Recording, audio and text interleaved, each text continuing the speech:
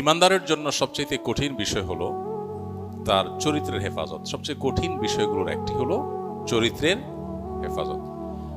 আল্লাহ সুবহানাহু ওয়া তাআলা কোরআনে কারীমে 18 নম্বর পারার প্রথম সূরা মুমিনুনের শুরুতে আল্লাহ বলেছেন, আউযু বিল্লাহি মিনাশ শাইতানির রাজীম, ক্বাদ আফলাহাল মুমিনুন, সেই ঈমানদাররা সফল হবে, আল্লাযীনা হুম ফি সালাতিহিম খাশিউন, যারা তাদের সালাতে খুশু অবলম্বন করে, মনোযোগ ধরে রাখে, খুশুর সাথে সালাত আদায় করে। ওয়াল্লাযীনা হুম আনিল লাগবি মুরিদুন, যারা অনর্থক কাজ পরিহার করে, বেহুদা কাজ করে না, জীবনকে অহেতুক কাজে নষ্ট করে না। ওয়াল্লাযীনা হুম লিযাকাতি ফাইলুন, যারা যাকাত আদায় করে।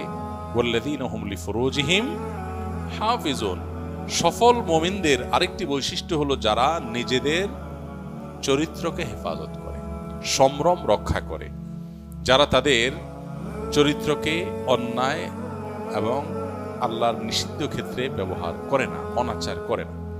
এই মানুষগুলোর সম্পর্কে আল্লাহ বলেছেন আরো কিছু গুণ বৈশিষ্ট্য, যাদের আমানত অঙ্গীকার রক্ষা করবে।